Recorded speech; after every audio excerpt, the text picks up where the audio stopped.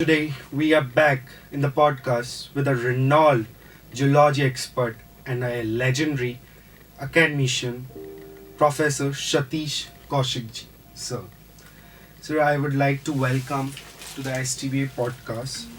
This is Madhav Salda of Class 12 Commerce. I'm feeling extremely privileged to take your interview. Thank you very much. So my first question, आप एक legendary academician रहे, एक आप Reynold geology subject में expert है, आप principal रह चुके हैं डूंगर कॉलेज के। सर, आप अपनी लाइफ जर्नी के बारे में कुछ बताइए। एक्चुअली लाइफ जर्नी हर किसी की वैसे तो एक जैसे स्टार्ट होती है। मैंने भारजा कॉलेज जयपुर जो कि राजस्थान का बहुत बड़ा कॉलेज है उससे बीएससी ऑनर्स जियोलॉजी में करके एमएससी जियोलॉजी में उदयपुर से की और उसके बाद में 1984 में लेक्चरशिप ज्वाइन की गवर्नमेंट ऑफ राजस्थान के कॉलेजेस में and since then the journey began and I worked in three colleges, starting from government college Didwana, then I was transferred to government college Sirui, and then in the year 1992 I joined in Dungar College Bikaner, and since then I retired from that college. I served that college in different capacities and at the head of the department since 1992. Then I was promoted to vice principal, and finally as a principal I retired in the year 2020. So this is the journey of the student and a teacher and an administrator, all that combined, and it passed almost the 36 years of my life as a teacher basically I spent. Sir, quality education हमारे मुल्क में बड़ी चर्चे वाली बात है, quality education. आपका क्या कहना है सर उस Quality education, basically the education which normally people refer to is the formal education in the form of degrees. You study very in the school or colleges and you get degrees out of it, and that is the formal education. But in real sense of the term education, you start your education since your birth basically, and as we all know that the first school of our life is our home, and the parents, specifically the mother, is your first teacher. You always learn. In fact, what you learn in the formal education is very little in comparison to you learn in informal education, in different capacities. As a kid, as the son or the daughter in the at the home, or as a friend in your with your friend circle, or as the in your companion in later half of your life. You learn with your spouse, and you learn with your kids later on. So the learning process is perennial and continuous, so you always learn. And but you should be very keen in observation. That is the very important key to learning the things. Imbibe the learning that you receive and giving the output. Basically these are the three parts of the learning. First, the input that you get, you process it in your mind, and then you give output out of it. That is in fact the part of the complete learning cycle. So you always learn, you get educated. And so education doesn't necessarily mean the degrees that you acquire. They are a part of it. They are basically the testimony that you have studied at a particular place, a particular degree, particular type of information, or the knowledge of a specified subject. But in life, education is taught everywhere at every moment of time. That's all. You are always getting educated. This is education. So, what is student centric teaching? What is student centric education? So, is that relevant?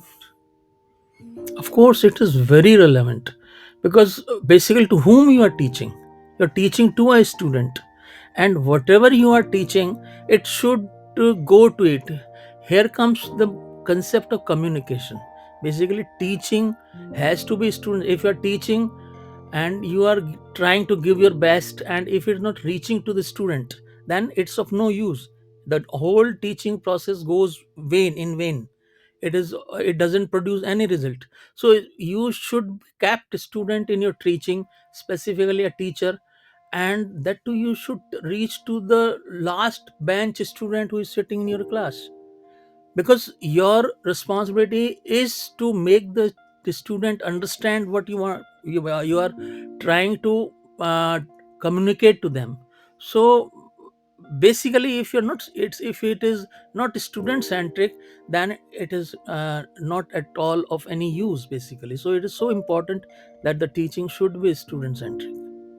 Sir, a university professor or a college faculty engage himself or herself in the development and research studies. Is that too implemented in school teachers, in the faculty of the school teachers? Basically, as the education is growing so fast, as the information and the research is growing so fast, it is really, although it is a new concept that you start doing the things, start doing the experiments at the school level of the research or the new innovative developments which are going on. Since in every field of life, the uh, appropriate time period in a student life that a particular activity has to be done, it is lowering down. The students, today's student has become so intelligent that they can easily bear the concept of thinking innovatively, doing something new, and engage himself into a research. The second aspect is there is so stiff competition in today's world, specifically for the students, that you have to do something extraordinary. And what can that something extraordinary be? It can only be if you have to look different from others. And you can only look different from others if you are showing something extraordinary which the normal student cannot do or is not showing. Only then you will come into the eyes of the people who will pick you up. So your development should be holistically. So the experiment or the innovative experiments or the research that is normally being carried out in universities and colleges, it is a very good concept if it is coming into the school arena also. Though is specifically, school education is restricted to only the teaching aspect, since at the level of 11th 12th, rather 12th, after 12th, you have to choose, the student has to choose some line, basically career oriented line, whether he is to become a CA or a doctor or an engineer. Mainly these three files are looked after very keenly by the parents as well as the students. But you have to think laterally, you have to think horizontally. It is a vertical thinking.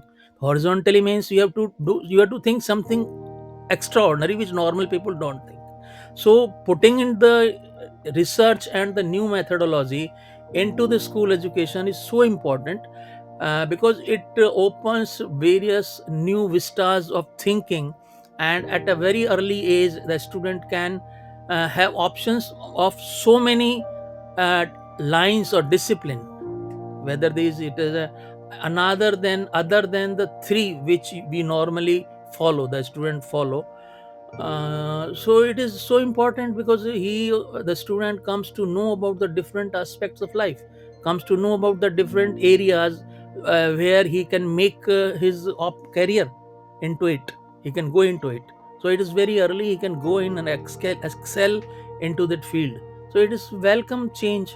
As say for example, we are having a podcast in your Bafna school, so important. But podcast normally is after the students has completed the education, only then he goes into this thing. And there are so little the people who are into this field of having podcast, becoming a YouTuber, or going to into different performing arts fields. But they are very exciting ones.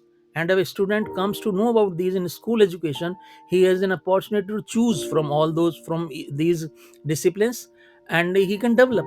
So putting these innovations and the research into the school education is so important, as I feel. So my next question is, should a teacher change his pedagogy, the way, the style of teaching? It should be, the change is, ये question दोबारा कुछ pedology का शब्द सही नहीं it's pedagogy. pedagogy हाँ, starting pedagogical. 1 2 3 start this side. Sir, should a teacher change his pedagogy time to time? Should, because change is the only constant in the world.